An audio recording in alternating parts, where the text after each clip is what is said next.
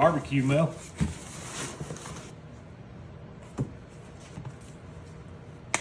Let's kick this off with some pork steaks. W sauce.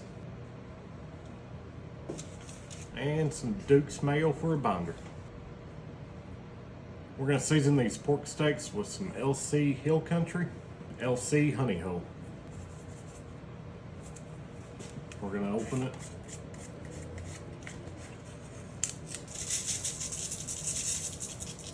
Then we're going to dust it with that honey hole. All right, we're going to let that sweat in. Then we're going to flip it over and repeat all this on the back side. Then we'll get the grill heated up and we'll get them cooking.